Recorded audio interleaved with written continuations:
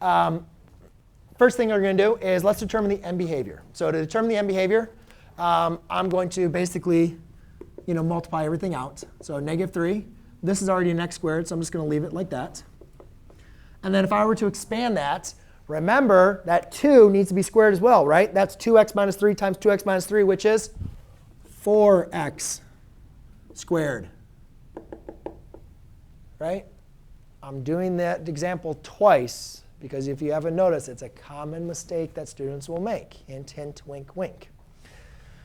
Then, if you were to multiply again, multiply everything out. Hopefully you guys recognize this is -12. X squared times x squared would give you x to the 4th. OK? So we're not writing the problem. We're just finding the leading coefficient. From here, I can say that the graph falls left and falls right. Now, the cool thing about graphing is we don't need to use that math notation stuff.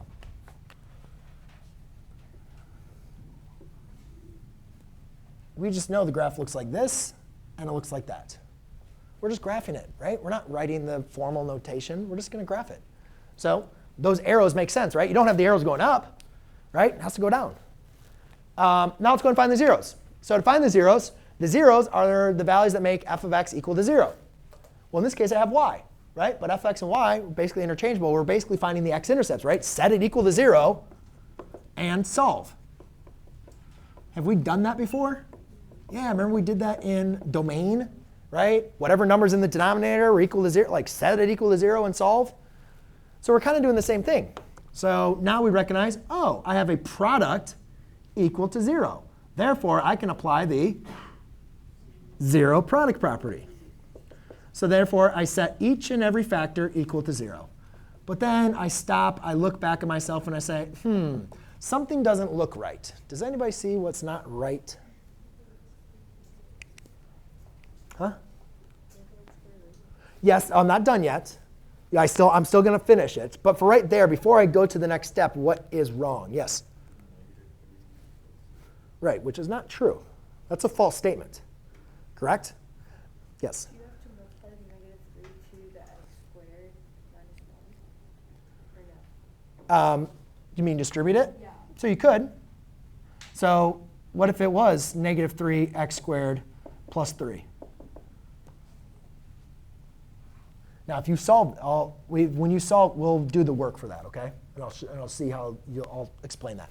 But first of all, guys, this doesn't make any sense. Again, remember what we're doing. We're finding the zeros, the values that make the function equal to 0. Now, first of all, this is not even true. So therefore, it doesn't even make sense. The second thing is, does -3 make this true, make this 0?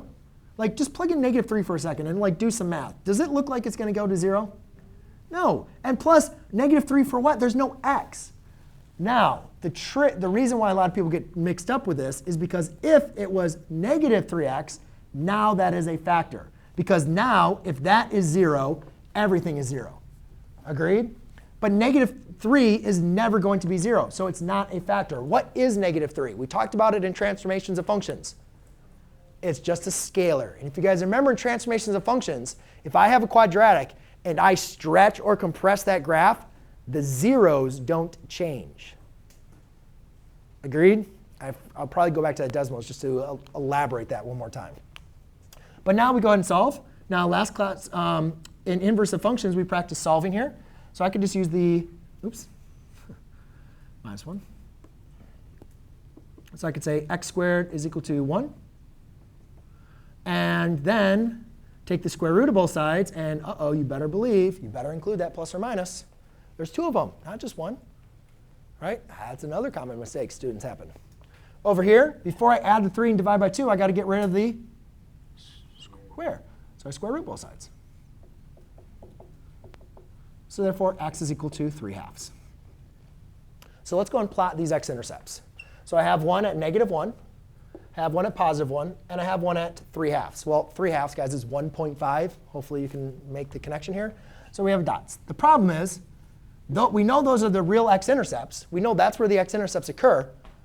The problem is, we don't know their behavior, right? And there's only 2 options for the behavior, bouncing or crossing. So what we have to do is we have to go back to their linear factors. And the problem is, everything is not written as linear factor. That's not a linear factor. That's a quadratic factor. So what I need to do is I need to factor that down. Thankfully, you already did your factoring practice that I gave to you. And you recognize that's a difference of two squares and can be factored rather easily. And then this is already a linear factor.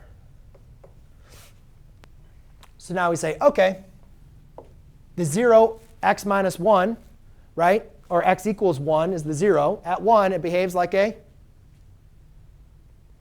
what is it going to behave like? A line, because it's raised to the first power. So at 1, it's going to cross. At -1, it's going to behave like a line. It's going to cross. And then at 3/2, sorry, not 2. At 3/2, it's going to behave like a parabola, because it's even. So it's going to bounce. Now, the problem is we just don't know, does it bounce up or bounce down? So what we're going to do is now you basically connect from here to here. Just like a little game. Let's think about here, go through here. There we go. It's not the prettiest graph in the world, but you guys can see that I know my end behavior. You can see I know where the x-intercepts are. And you can see I know what multiplicity means. And that's what I would be looking to grade from you. OK?